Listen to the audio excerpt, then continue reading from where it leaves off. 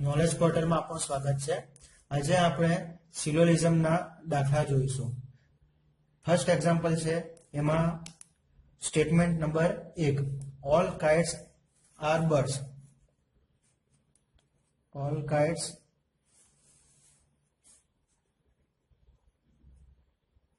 R birds.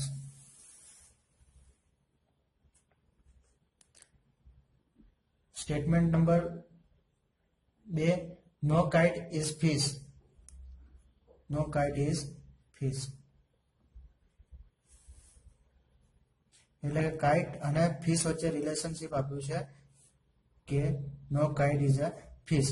કોઈ પતંગ માછલી નથી, પરંતુ એ શક્યતા છે કે સમ ફિશ આર બર્ડ્સ. હવે કન્ક્લુઝન નંબર 1, એમાં કહ્યું છે some birds are fish. Some birds are fish. અહીંયા ધ્યાનમાં રાખવાનું એ છે કે સમ બર્ડ્સની વાત કરવામાં આવે એટલે આપણને આ ભાગ ધ્યાનમાં આવવો જોઈએ. આ ભાગને આપણે કહીએ છીએ સમ બર્ડ્સ. બરાબર છે?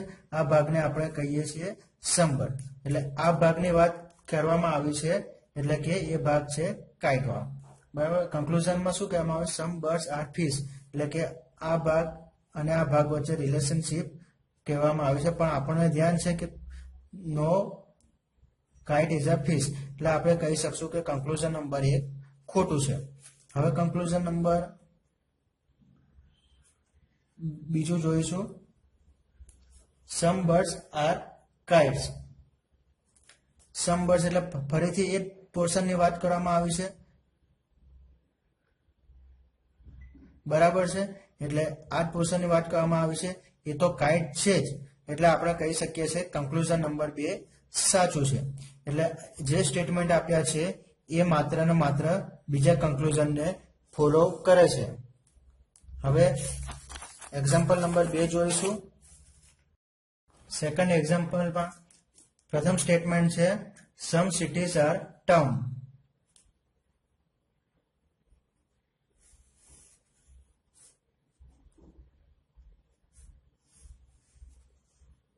સ્ટેટમેન્ટ નંબર 2 છે some villages R city.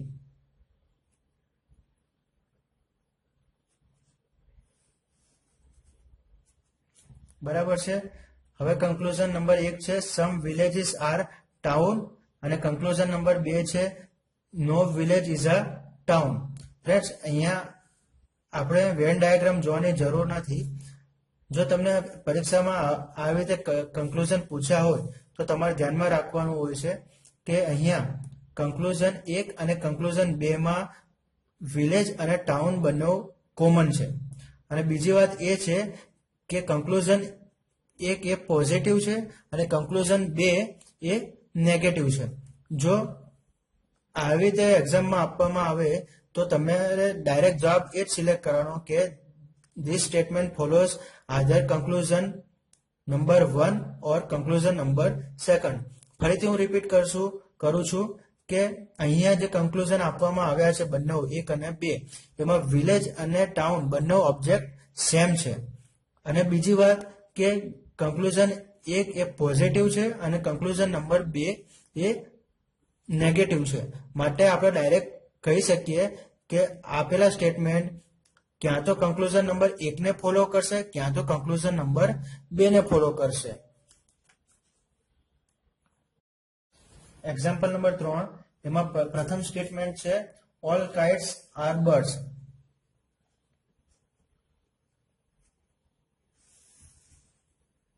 All kites are birds.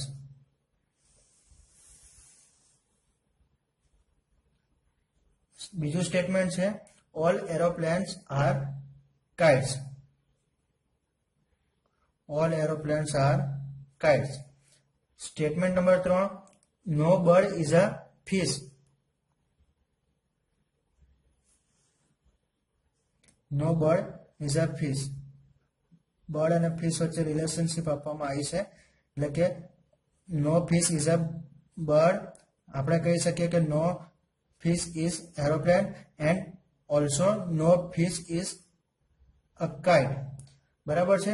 હવે કન્ક્લુઝન નંબર 1. કન્ક્લુઝન નંબર 1 માં શું કહેવામાં આવ્યું છે? No fish is a kite. તો no fish is a kite એ કન્ક્લુઝન સાચું છે. કન્ક્લુઝન નંબર 2 એમાં કહેવામાં આવ્યું છે all aeroplane are birds.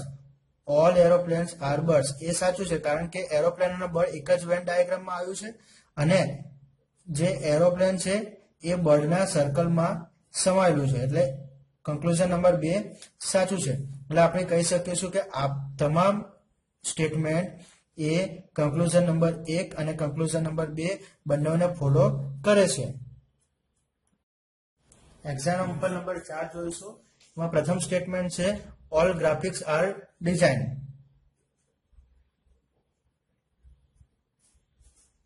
All graphics are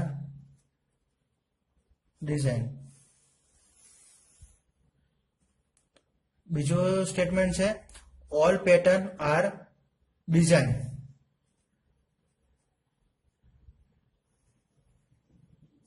all pattern are design. ફરીથી જોઈશું ઓલ ગ્રાફિક્સ આર ડિઝાઇન અને બીજું statement all pattern are design. હવે conclusion number 8. At least some designs are graphics. ફરીથી જોઈશું આપણે સમ ડિઝાઇનની વાત કરવામાં આવી છે, એટલે કે આ પોર્શનની વાત કરવામાં આવી છે.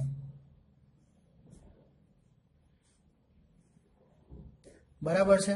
તો આ પોર્શનની વાત કરવામાં આવી છે એ તો ગ્રાફિક્સ છે જ, એટલે આપણે કહી શકશું કે કન્ક્લુઝન નંબર 1 સાચું છે. હવે કન્ક્લુઝન નંબર 2 જોઈશું. નો પેટર્ન ઇઝ અ ગ્રાફિક્સ. તો નો પેટર્ન ઇઝ અ ગ્રાફિક્સ. તો અહીંયા આપણે આ રીતે જોઈએ તો કોઈ પેટર્ન ગ્રાફિક્સ નથી, એ સાચું પડે છે. પરંતુ જો આપણે આ રીતે ડાયાગ્રામ દોરીશું, બરાબર છે, તો કેટલાક પેટર્ન ગ્રાફિક્સ થાય એની શક્યતા છે, એટલે આપણે કહી ના શકીએ. બરાબર છે. એટલે આપણે કહી શકીએ છીએ કે આ કન્ક્લુઝન ખોટું છે. એટલે આપેલા સ્ટેટમેન્ટ એ કન્ક્લુઝન નંબર 1 ને ફોલો કરશે. એક્ઝામ્પલ નંબર 5 એમાં પ્રથમ સ્ટેટમેન્ટ છે ઓલ ટોયસ આર ગિફ્ટ્સ.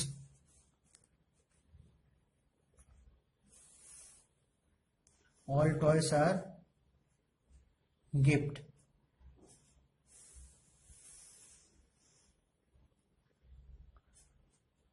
બીજું સ્ટેટમેન્ટ છે no toy is a reward.